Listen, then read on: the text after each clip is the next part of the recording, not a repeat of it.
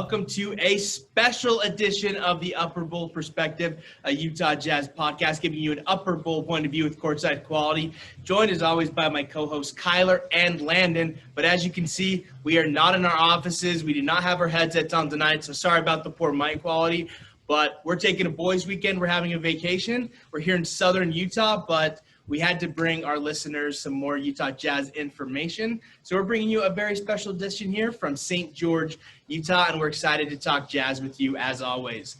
Today, instead of doing 2 segments, you're going to get 3 segments. They're going to be a little bit shorter than normal, but we're still hoping to give you at least most of a full pod.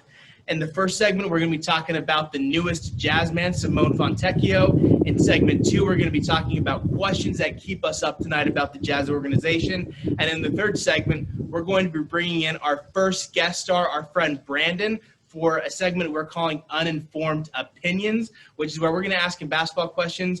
Dude, lovely man, one of our best friends, knows nothing about basketball, and he's going to give us his hot takes with no context or information whatsoever. So seeing as there's not a lot of Jazz information right now, we're going to stick to kind of more of a fun episode while we're vacationing, but we're still excited to talk Jazz basketball for you.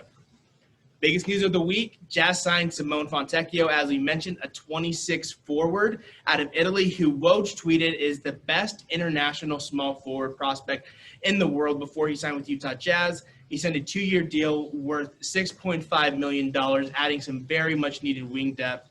And Kyler, Landon, when you saw the signing, even though we may not have known a ton about Simone Fontecchio, after you did some research, learning to who he was as a player, how excited were you to see him as a Jazz man? I mean, honestly, I think it's a solid signing. I think calling him a prospect is a little bit of a reach. Like you said, he is 26 years old. So how much of a prospect is he? But if you look just kind of at his history, he was, when he's kind of the age of maybe entering into the draft, he was a guy who could do a lot of things, not necessarily anything at the elite level, but he was really solid all around. But he just wasn't a good enough shooter to justify him being kind of like the jack of all trades guy. But recently, he's gotten up to a 40% shooter. So all of a sudden, yeah, he's a great shooter who can also contribute in many different ways at more of like an average level. So it's a really solid signing. I like it. 2 years, $6 million, low cap hit for a team that's probably not going to have very much on their books. So I'm all for it. Yeah, I think looking at his history and kind of his play style, he seems very Joe Ingles-esque. Maybe not quite the handles that Ingles had, or is that elite speed and athleticism? Joe Ingles, elite speed. That's what he's known for, right? It's the first thing you think about when you think Joe Ingles. Athleticism. Yeah, but like Kyler said, I think he fills in much needed depth on the wing side, so I'm excited to see that. He has turned himself into a very efficient shooter, so I love his potential to kind of space the floor. I love his size. I think he can kind of add that defensive versatility that we've desperately needed over the last couple seasons. He's an affordable deal, right? Like 2 years, $3-something million each year. I don't love the idea that we signed him to a 2-year deal. Again, it's not that much, but still, like going into next season where there's, so much still in the air, I think it'd be nice to have a little more, maybe cap room, a little more flexibility. Because, $3 million, that's still a roster spot, right? That's a mid-level exception. Yeah, $3 million is not a lot, but a roster spot is when you're maybe trying to, what it looks like going to like a complete rebuild, right? Yeah. But again, just kind of a, little nitpicky thing. I think overall it's fine signing. Yeah, the Jazz love their 4-inch shooters, right? So yeah, we've been losing those with Ingles and Yang, and so we gotta restock our pile a little bit. So Fontecchio does just that. Yeah. He is a very Jazz-esque signing. Just to give you some of his numbers and some of his stats, so you have a better idea of what he is. As I mentioned before, he's a small forward. He has great size. He's 6'8", has like the perfect NBA cut body. He's a really, really great athlete from that standpoint. His elite skill set is shooting the 3-ball. Over the last 3 years, he shot 45%, 41%, and 40% from 3. So he's shown consistency over the last 3 seasons that he's an elite 3-point shooter in Europe. And even when he was playing on the Italian Olympic team just a couple years ago, he was the best player on that team, even though we have like Danilo Gallinari, who is like the longest tenured Italian player in the league right now. Simone Fontecchio was like the leader and the best player in that team. And he averaged 19 points and 45% in the Olympics playing against the top talent in the world.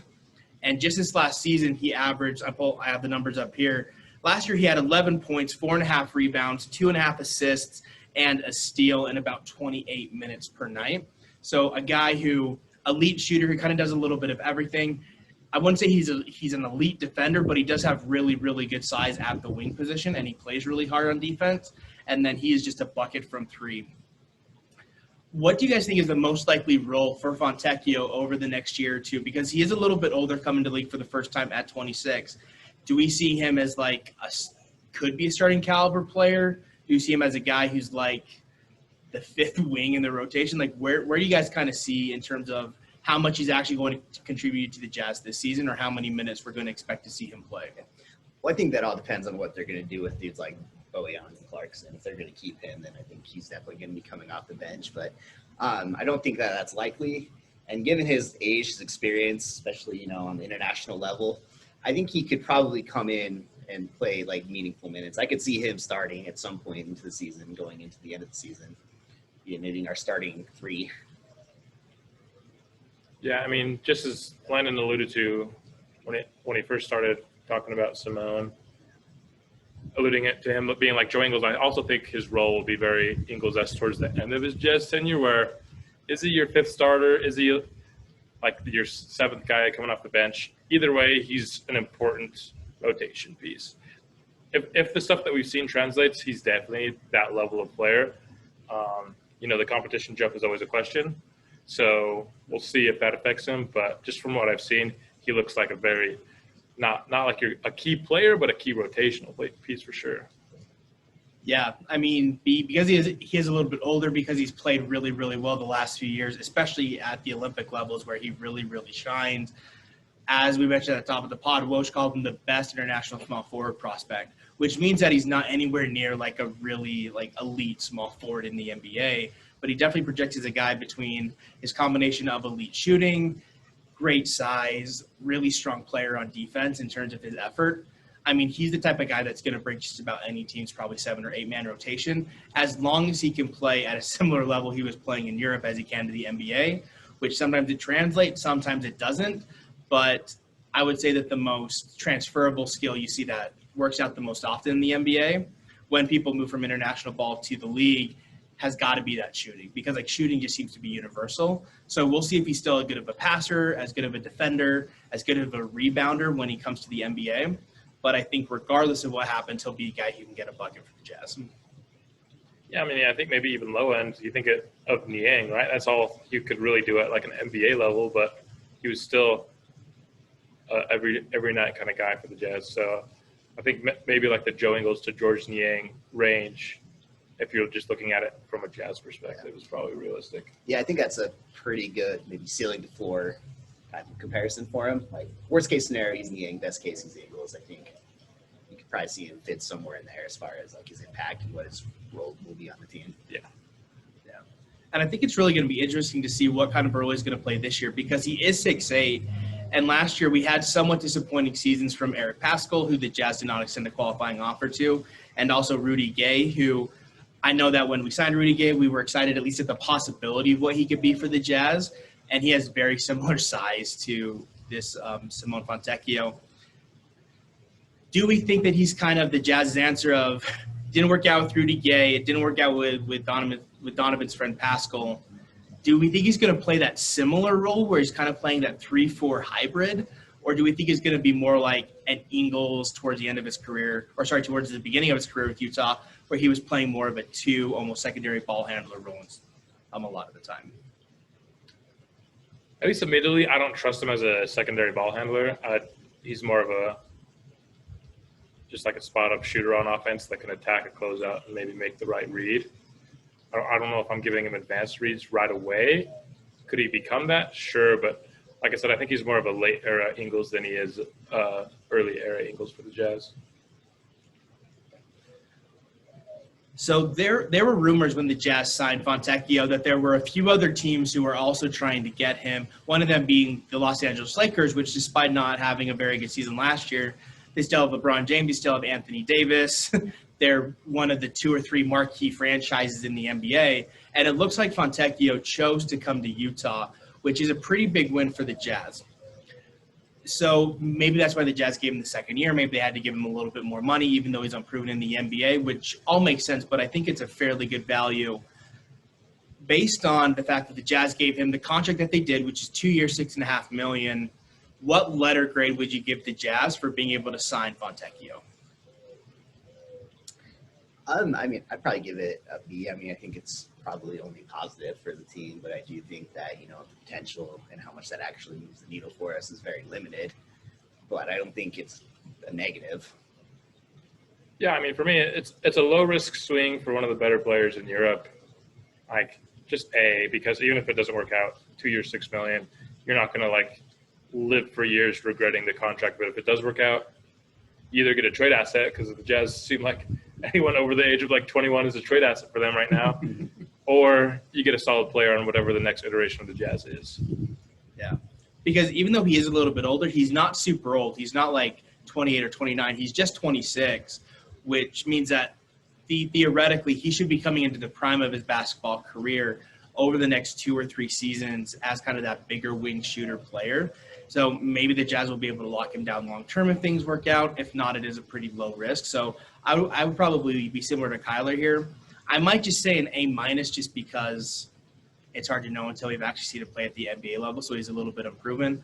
But I think overall, compared to the rest of the guys the Jazz could have signed, guys who went undrafted, I think he's a better bet for what the Jazz are trying to build as they look to be entering into a rebuild stage than a lot of the other guys that we could have taken, just because I think the risk to reward ratio for a guy like Fontecchio, who's at least proven it in professional basketball, is a lot higher than guys who didn't get drafted, who are just trying to find ways into the league, like Kofi Coburn or Jordan Usher.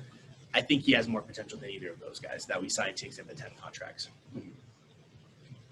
I'd agree with that. All right.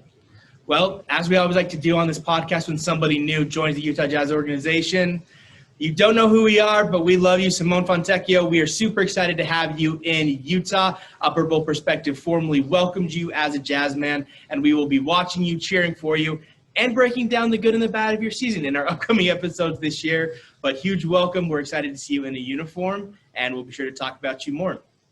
That'll wrap it up for our first segment, talking about the newest Jazz man. We will be back for part 2, where we're going to be talking about questions that keep us up tonight. And then later, the much anticipated part 3, introducing Brandon with Uninformed Opinions. We'll see you in a minute.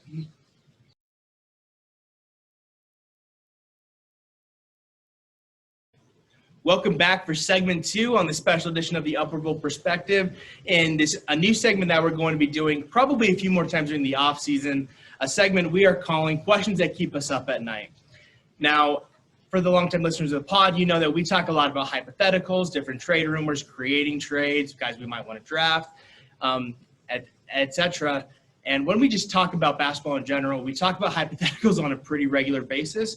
And some of these hypothetical questions, we probably think a little bit too much than maybe the normal person does, just because we're diehard Jazz fans. What we're going to do is we're each going to go one by one, and we're each going to ask the other two a hypothetical Jazz question that keeps us up at night, that we give more thought to than it probably deserves.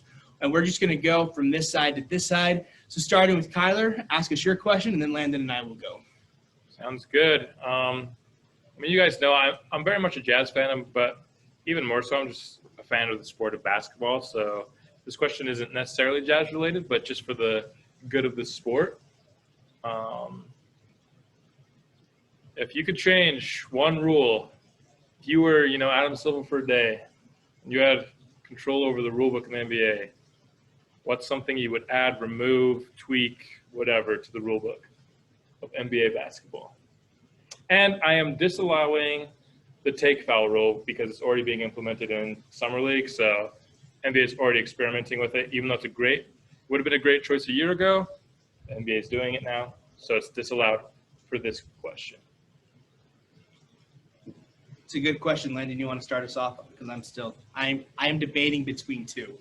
Yeah, there's two that come to mind for me. This one, I don't know if this might be controversial or not. I would maybe think about bringing back hand checking. I think the defensive side of basketball is very underappreciated, very underrated. I kind of appreciate watching good defense. I think there's a lot of athleticism that goes into that you don't necessarily notice. I would love to have NBA players to have more ability to play defense and to play good defense.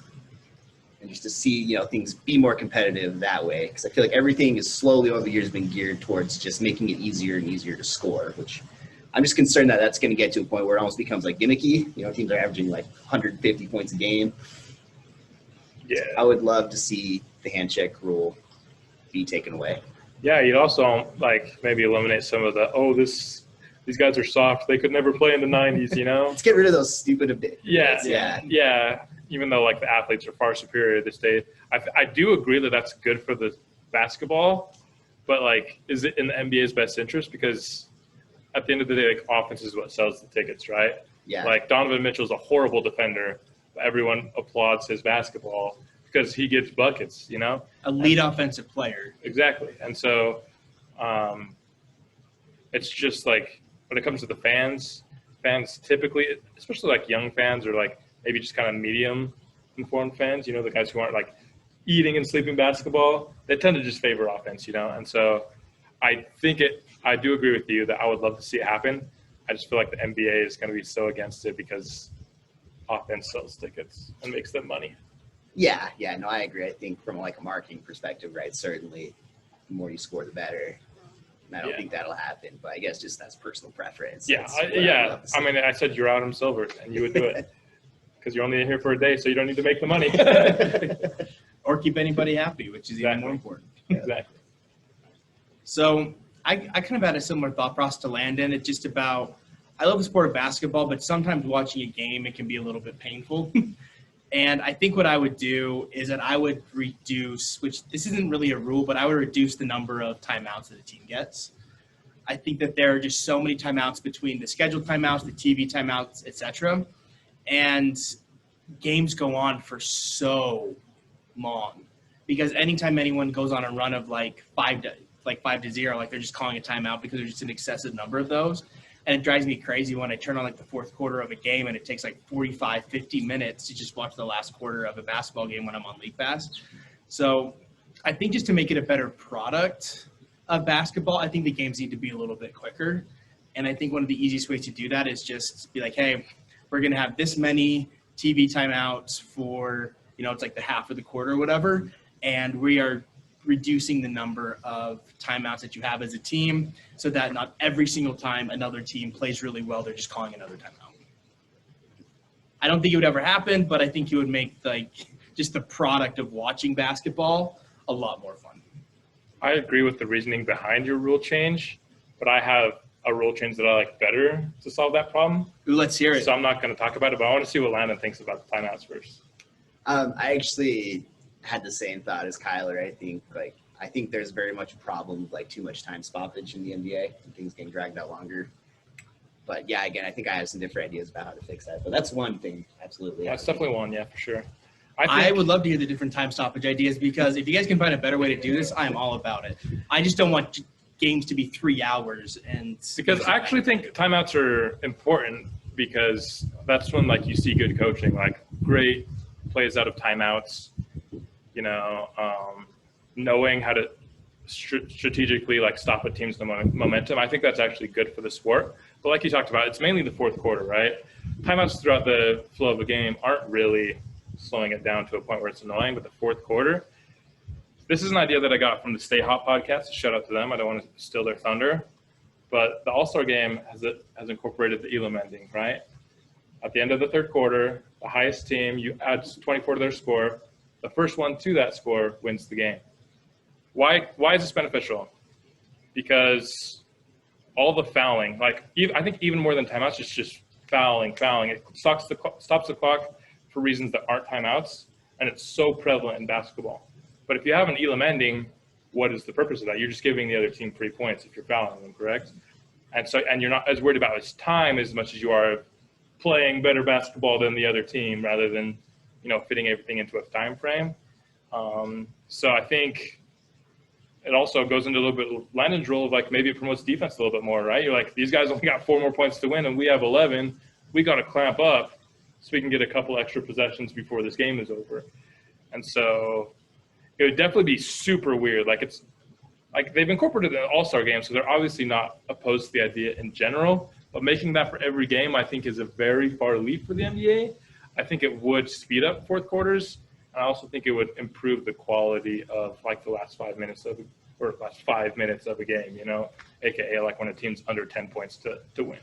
I think the biggest downside of this is we've already kind of seen it in the All-Star game is like a game can end on free throws. That's possible with how it is now, but like that's such an anticlimactic ending, right? It's like they reach that score on a free throw. Yeah. So maybe you could fine tune it a little bit, but I think that idea is just going to make fourth quarters so much more impactful and just awesome to watch. That's interesting for sure. I mean, I think it really improved the All-Star game. Yeah. It's made it much more enjoyable to watch.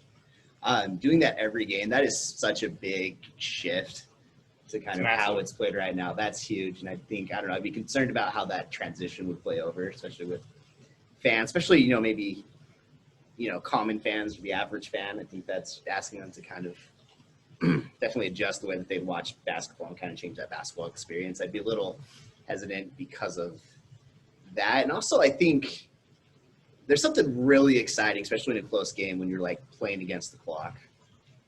Or I know it doesn't happen often, but like when you're hitting that game winner right at the buzzer. Yeah, I mean, it doesn't have to like, I think when it does happen, it is so rewarding, so exciting. I think taking away something like that, I don't know if I like that. No, I mean, I think kind of brings up a good point, because if we're going to solve the time stoppage issue, there's obviously going to be some sort of trade-off somewhere else, and I think that's makes it a little bit difficult. So I think trying to minimize that trade-off is kind of the goal of fixing that time stoppage issue. One thought that just came to mind as we were talking as a way to maybe solve that is, what if instead of like in the fourth quarter, instead of having 5 fouls to give, you have like 3 or 2. So then you have to be more selective with how you're fouling as a team in the fourth quarter. But they're fouling to give them to give them free throws. They're saying we're giving you a chance to score points, but not take up any time. Yeah. So I don't think that helps it at all, actually, at least in the fourth quarter. Yeah. I think it might. It's going to make the fourth quarters longer because you're getting to free throws sooner in the game. Potentially, or maybe people are just less prone to foul in general, but I don't know. It doesn't. It changed the incentive structure to foul, because the incentive structure to foul is late in the game. Maybe give a chance that they miss a free throw, so they only get 1 point in the possession for 0 time off the clock. Yeah. That's like the incentive structure behind fouling in late in games, is they don't waste time on the possession at all. And sure, we're giving up maybe a point, maybe 2, but we have a chance for 3, and they're not making any progress in terms of wasting the clock. Yeah, I kind of agree. I think team getting into early foul trouble is kind of obnoxious. I don't like watching teams. Yeah, I don't want to watch a free throw game. Shoot free throws for half a quarter. No. I think a way to tweak that might be to like give players less fouls, like maybe only give them 4 fouls, so then they have less incentive to foul. That'd be rough though, because like you see, just for example, like Jason Tatum would get like a ticky-tack foul, like maybe 2 minutes in the game, and you're worried about he's got 40 minutes left to play with only 3 fouls to give. Yeah. So like, I don't know. I don't think the Elam ending is perfect. I think because like you have the ball with 5 seconds left, you have to drop a short play to get the ball off before the 5 seconds, and you'll lose that, but you still have the shot clock, so you still have to work within a time frame. It's just not always going to be like the condensed one.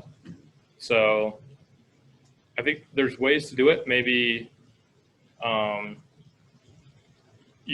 after a timeout or something, if you start the possession at half court, you get a reduced shot clock for like the last 2 minutes of a game or something.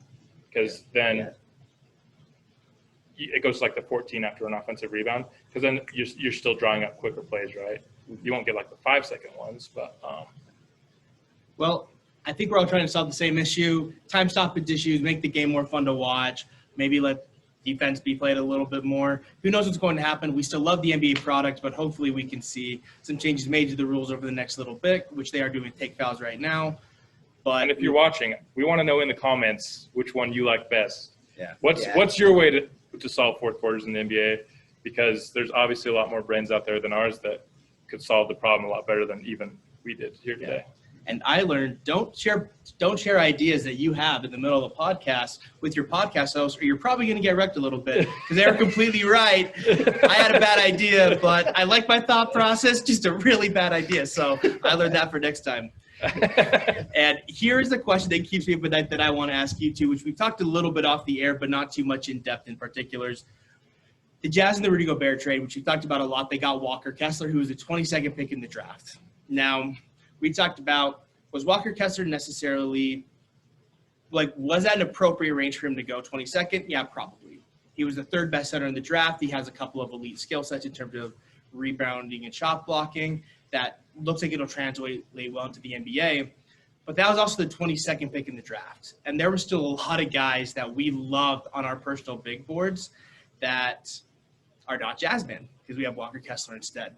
So my question for Kyler and Landon is, if the Jazz had that 27th or that 22nd pick during the draft, who would you have rather than take other than Walker Kessler? Or do you think that even if the Jazz were making that pick instead of the Timberwolves, that they should have taken him? What do you think, Kyler? Yeah, I'll start with this one. I did a lot of work into the draft, obviously, as we talked about. I was really sad when the Jazz didn't have any picks. In terms of, there's one guy left that was a tier in by himself, where I thought there was one late lottery talent left in the draft, and that was Jaden Hardy. And the reason I thought he was that is because, if you're trying to win now, I don't love him because he's got a long way. He's a bucket getter. He's not very smart right now. He makes a lot of bad decisions. But, if you're a team that's just, trying to lose for a couple of years, which looks like the Jazz are, just getting a guy with that level of shot creation ability, I think is just a good flyer to throw, right? Maybe he never figures it out. Maybe he's always just kind of a ball stopper, shot chucker that he kind of showed that he was in the G League. But he showed he's got moves and he can create space on the perimeter and just get off what is a very, very pretty shot. He ended up going in the second round just because, like I said, for winning teams, he's not what you want. He's either going to be a late lottery flyer from a losing team, or he was going to the second round. It ended up being the latter. But in this case, it could have been the Jazz, not very much so a winning team right now, picking in the 20s, and I think that would have been a good selection for them. I had him ranked 16th on my board. Would have been great value. I had a couple other guys that you would consider, but he was a tier in it by himself. Is kind of what I thought was worth a lottery selection. He's definitely a flyer. He had a rough year last year. I mean, I don't think there was any guy who was expected at the beginning of the year to go. I mean, some people were saying before this year that he was going to go in the top half of the lottery. And then he just had an absolutely terrible G League season. He performed well under expectations, and he was probably the biggest dropper in the draft this year. He and Patrick Baldwin. Yeah. Patrick Baldwin's the wing version of Jaden Hardy. I just like Hardy more. Yeah. But I think it's a very interesting prospect. I mean, people with pedigrees in terms of guys who have been that popular and that talked about for literally by the time they get to the draft, 5 or 6 years, a lot of them, even if they fall in the lottery, they tend to pan out later on. I mean, look at Jordan Poole. I mean, he's not a bad example either. So I think that in terms of the risk to reward, I think it's a really decent pick there. I personally would have rather had him than Walker Kessler on the Jazz, to be completely honest, just because I think his ceiling is so much higher than what a Kessler would be. Even though we have 70% of our roster is guards right now, and he would just be another one, he'd be the only one long-term that you're looking at. So, yeah. I definitely think Jaden Hardy is perfect, swing for the fences type of player, especially late in that first round there. I really think this draft fell off pretty hard after the first 7 picks. So I think it's tough to say. I actually don't mind the Walker Kessler pick even before the Gobert thing. I mean, I think we're probably going to end up needing that backup center position filled, assuming we were keeping Gobert. And assuming that Quinn Snyder sticks around, we need someone to kind of, fill his role in the system. And I think he would fit that very, very well. I think he's got the size and the skill set to match it. And I think that he couldn't have had a better mentor in the league than someone like Gobert. I think that's the perfect person to kind of play under. But Gobert's gone now, so do you still like him for the Jazz? Because as good as Walker Kessler may be as a backup center, which at least as of right now, that more projects what his role might be as a bottom third, maybe starting center in the league in a few years, or an elite backup. Do you think he's still worth it now? Because we don't have Gobert. We have Udoka Azubuike, who has not shown to be very good in the league yet. Do you still think he's worth that pick? Because I think it makes more sense if we have Gobert because he can mentor and maybe help him become like the best version of himself. I don't know if the Jazz currently have a system or a player who can mentor him to the point where he can actually be. I disagree that it's good if we have Gobert, though, because, like, that's why we hate it as a Buki pick, you know? Yeah. Like, a guy that his ceiling on your roster is your backup center, like, take someone else, you know? I mean, I think there are positions that need to be filled more, but I think it's also you got to look at, like, the availability at the draft at that point. I don't think there's anybody else who's really going to pan out. And I think, his ceiling's not very high, but I think he has a decent floor potential in the league. Well, I got one guy who I think has a higher floor than Walker Kessler and also than Will Hardy. When I look back at my draft big board that I made for myself before the draft, I had the guy that I'm going to talk about as 16. I had Hardy as 17, and I had Walker Kessler at 28. So just kind of let you know where my personal big board was. But the guy I had above Will Hardy that hadn't been taken yet. Jaden Hardy, not our head coach. Sorry, Jaden Hardy. Gosh, this is 2 and a board between Wendell Moore, Wendell Carter, and Jaden Hardy, Will Hardy. I'm good with last names, not with first names. But the guy that I had was Nicola Yovich. Now, I love Yovich as a prospect. I mean, he is a 6'10" small forward. He is an elite 3-level scorer. At least that's what he projected to be. We'll see if his defense comes around, but he has the size, he has the scoring ability. That I think he's the type of guy who could turn into be like a really, really solid 3-point threat and a really, really good scoring wing in the league. And I think as the league in general moves more towards size and move more towards spacing, I think that Nicola Yovich, even though he's a little bit younger, doesn't have the same pedigree as Hardy. I think that he's the type of guy who is going to be able to get there and be a really, really strong asset for a team just because of the skill sets that he already does have. So in my big board, I had Hardy and I had Yovich back-to-back, but I had Yovich beating him out by just a little bit just because I think that Yovich within the last year or two has shown more in terms of what's really going to translate to the NBA, and he's a less riskier prospect than Hardy. And I think that their ceilings are similar in height, even though I think Hardy maybe has a bit of a higher ceiling. I think that Yovich, just because of his 3-scoring ability and his shooting ability, that he's a guy who's going to be really, really solid in the league for quite a long time. So that's who I would have taken. The J. Bobby White guy that is tall and can shoot has struck you again, my friend. Calling him an elite level 3-level scorer is a definitive stretch. Coming into the league, he's good. The only thing he's elite at is length. Everything else, he's a very big project player. That's why everyone loved that he went to Miami, because that's a good place to take a project player because they develop guys.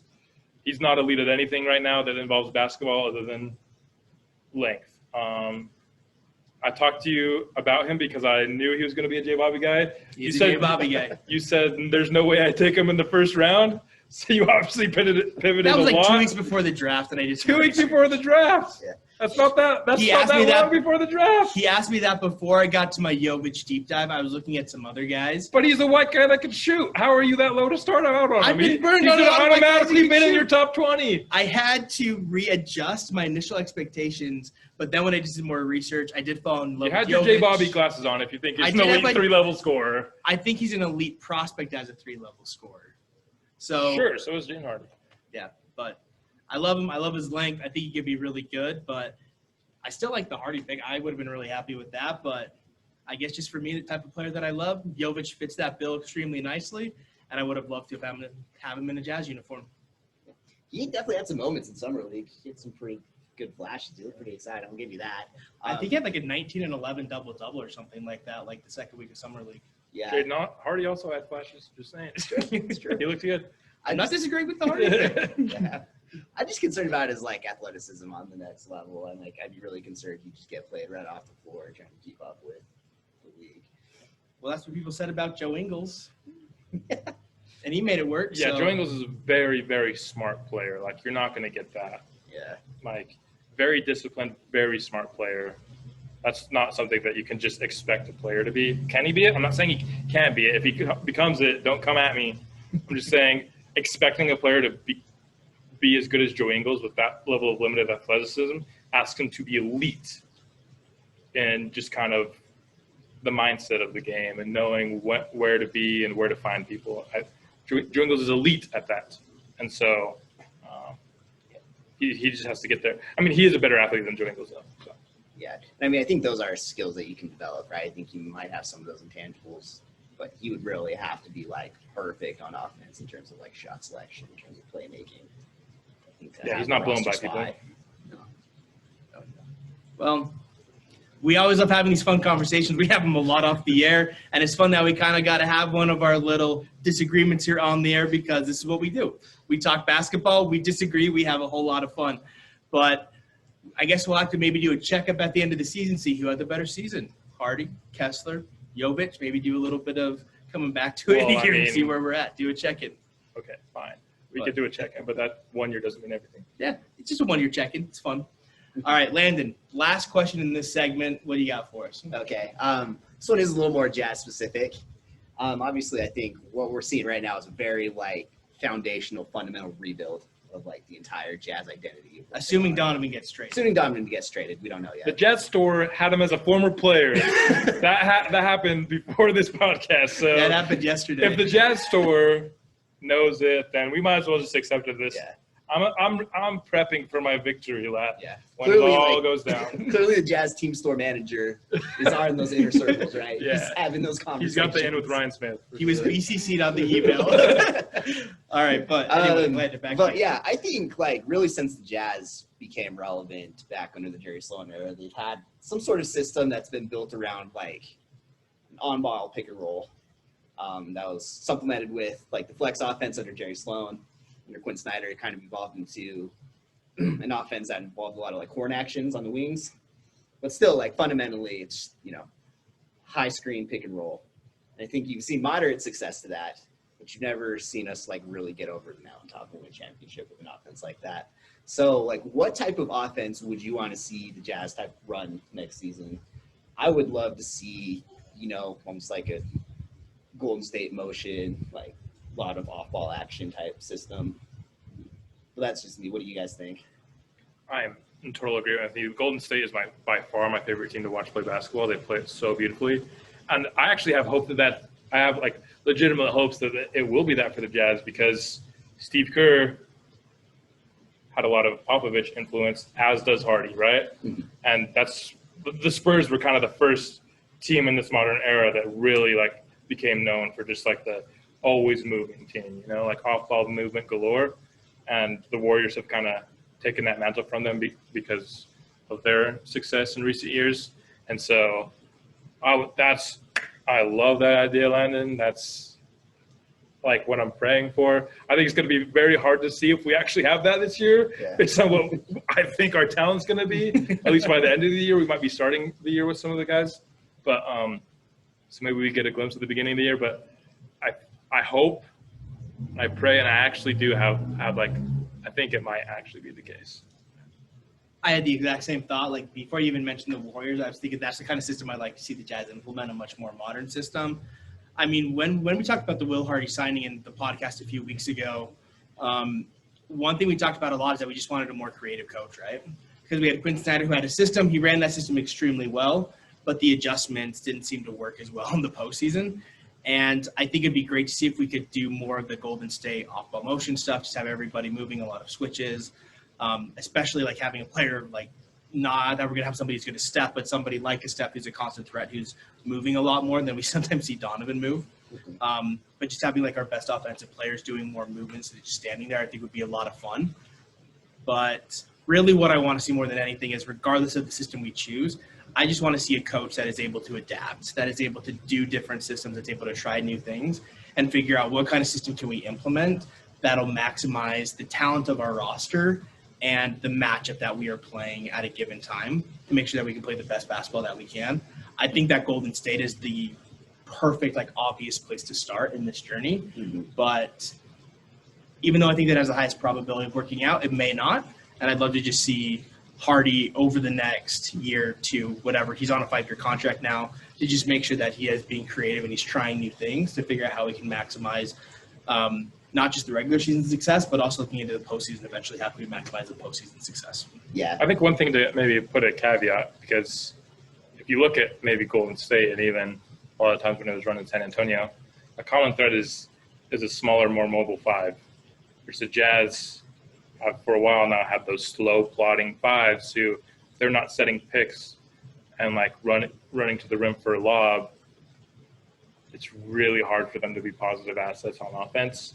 So I don't know if we get quite there with what we have right now, because it looks like our centers, if just as of right now, are going to be Azubuike and Kessler, who are two plodding, slow centers. Yeah. So it's hard to run that offense as good as you can with that type of center. So just to set that expectation, at least for this year. Jared Vanderbilt could very easily run that offense if he's fine.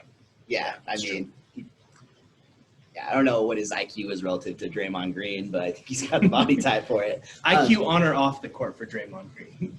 On the court. Okay. Although I love his podcast. If you ever he's a great podcaster. Very honest podcaster, which I appreciate. Yeah. But, I mean, I guess my own personal concern with that, obviously, I think Gold State is the standard in the NBA right now as far as, like, systems. But I think a big part of that is their personnel, right? Like, they've got a handful of guys who are, like, all-time greats in the NBA at what they do between Steph, Clay, and Draymond. So you can't ignore the fact that that's a big reason for their success. So helps to have two of the greatest movement shooters in the NBA all time, you know? So I think that should be the template. And I definitely hope we can be, like, patient to get personnel that matches that system, even if that means, you know, extending the rebuild a little longer. Yeah. But I hope we can do that. And obviously, you know, deviate from that a little bit, but maybe just use that as the template. Yeah, I think it'll look maybe closer to San Antonio than Golden State when they had their movement. Like, a lot of it was more cutting and not just, like, getting everyone open for a three all the time. Mm-hmm. Because if you don't have the greatest shooters of all time, then you don't want to shoot threes all game, you know? So I think it'll be something along that, but I would expect some more similarities to the Tony Parker, Manu, Duncan Spurs than the current Warriors. Well, I think that'll wrap it up for this segment. Those are some questions that keep us up at night. But if you have questions about the Jazz that keep you up at night, make sure to comment on this video. We check the comments a couple times a week, and we would be happy to answer your question in one of our future podcasts. So you got anything you want us to talk about, just let us know. We'll make sure to hit it. That'll wrap it up for segment 2, and we'll be back for the extra special segment 3, where we're going to be bringing on special guest Brandon for a new segment called Uninformed Opinions. We'll be back in just a minute. As you can see, it's starting to get dark outside in southern Utah. We want to make sure that we get this segment done. We'll make some adjustments. Yeah, our coach will. Or something. Like our coach. We'll make some more adjustments. We will make adjustments. And someone almost as smart as Will Hardy, Brandon, will be on with us in just a second. Thanks, guys.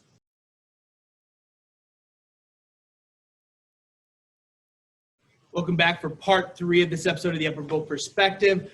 Just in advance, we apologize for the lighting. We don't know how to turn the lights on at this place we're swimming at. So apologize for that in advance. But we're here doing Uninformed Opinions with our good friend Brandon. Just for a little bit of context, Brandon has been one of our closest and dearest friends for about the last 5 years or so. He's watched probably close to 100 Jazz games with us over that time period.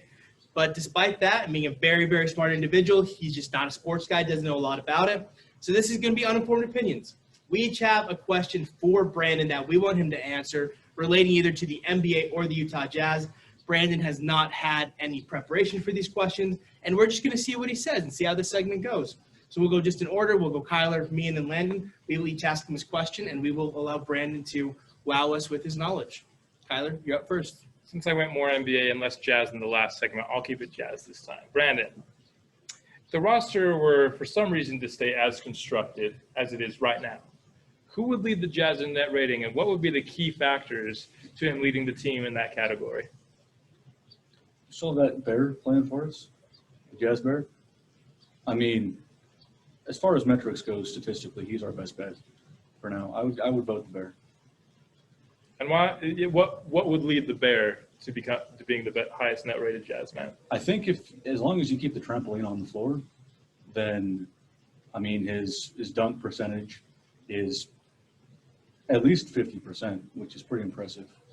And as far as scoreability and, you know, ounces of sweat per unit game, we're doing pretty good. I would go with Bear. Yeah, final answer. Yeah. Jazz Bear. Look, Jazz Bear's been solid, but, like, we've never been great with the Jazz Bear. I mean, he has been with the Jazz at least since I was a little kid, like at least the past 20 years or so. I mean, what makes you think that the Jazz Bear now at least 20-something is going to be able to break into an NBA roster? What's going to lead to his breakout season? And also, I mean, like one question we should answer is that you talked about his dunk percentage, but I've met the Jazz Bear before. He's maybe 6 feet tall. What position do you project him playing in the NBA? Well, I think unlike the Geico Gecko, the Jazz Bear could save us 20% or more on playing time by switching to trampolines. And so if we could add a trampoline on the offense as well as the defensive end, then we would at least have 40% more fun per unit game, as well as like our ability to do cool dunks and say cool things. And our opportunity for flying catchphrases goes way, way up. Like Nike had Just Do It, but imagine if you had a lot more time in the air, you could say some pretty cool stuff on the way down. Like what? I mean, Nike has Just Do It, or the Jazz Bear could come up with Just Did It, or Get Her Done, or, you know, pretty much anything that that you might hear an over-enthusiastic, like, pizza salesman or used car salesman say. Like, you know, that'll do the trick. 30 minutes or it's free. Only you can prevent forest fires. Stuff like that. He's a bear. I love that. Thank you, Brandon, for that wonderful take. And on saving time, too. We just talked about that in our previous segment. Yeah, you just solved the There's issue. another Yeah, idea. exactly. You solved the issue. Saving for 20% quarters. time. Yeah. Look at Brandon. What a Huge. genius. We got him. 2 trampolines, guys. 2 trampolines, It's defensive and offensive. Jazz Bear starting lineup, leading that rating. We got this. All right. So here's my question for you, Brandon. The Jazz named the Utah Jazz. It started off when the team was formed back in New Orleans back in the 70s. Later, when it moved to Salt Lake, we kept the name the Jazz, but you got to admit, New Orleans Jazz makes a lot more sense than the Utah Jazz. And the Jazz went just through a massive rebrand, which you've talked about in previous episodes. If you got to change the name of the team, the mascot, and the color scheme, what would you want the Jazz to be rebranded to?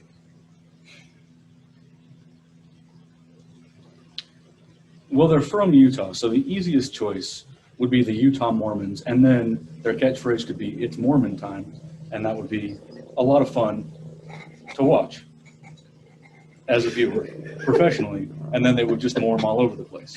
So that's my number one draft pick vis-a-vis names. Utah Raptors would be nice. The Utah soda fountains would also make a lot of sense, as well as the Utah Sunburns. We could go there. Utah Sunburns just bring back their Bedrock jerseys, but Yeah. instead of like the black and red to the yellow, it's more like this really bright pink. Yeah, bright pink, or like, the Utah skin cancers. What's the scientific name for skin cancer? The Utah. I have no idea. I ain't no scientist, bro. So we did just talk about the fact that we have the Jazz Bear as our mascot, which we talked about extensively in the last question. What would our new mascot look like, and what would our colors be? Well, assuming that we were trying to be a little bit more sensitive, maybe we go a little bit conservative and be like pretty much transparent everything. You know what I mean? So just see-through jerseys and flags and colors. So like you decide what the colors are by what you do internally. You know what I mean? Like we want people to see inside the Jazz, and so why not make that a little bit more literal? Transparent. That's my color, and it's easy to make a JPEG out of a transparency. You can't do that with a PNG. So That would really help with ticket sales, especially among like the female demographic. It's No doubt true. About it. yeah, I feel bad for the one strip club or whatever we have in Utah, because why go to the strip club when you can just go see a Jazz game? true facts. Yeah. But I appreciate your honesty, and thank you for answering my question. We will see if the Jazz end up rebranding more in the future. Landon, what question do you have to Okay. close out the segment?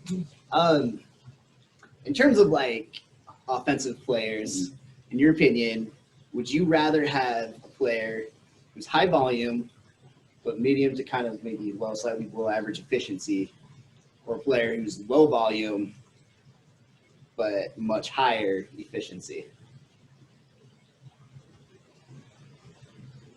As a person, I'm high volume, low efficiency, and I have been for some time. Like the fluffy marshmallow dude from Big Hero 6, I'm not fast, but thanks to our buddy Isaac Newton, I'm pretty hard to stop. So I would go high volume, low efficiency. All right, and we Well know said. when to stop on a high note. Everyone, give it up for Brandon on this new segment of Uninformed Opinions. And now I know the next thing to say when my boss makes fun of me for whatever reason. Here's my new excuse. I'm just high volume, low efficiency. And that wraps it up for another episode of the Upper Bowl Perspectives. Thank you for tuning into this extra special version with the boys in Southern Utah. We will be back in our original format next week. As always, you have any questions, comments, things you like about the pod, feel free to drop it in the comments, share it with your friends. And we will be back next week with an all-new episode. Thanks, guys. See you later. Peace.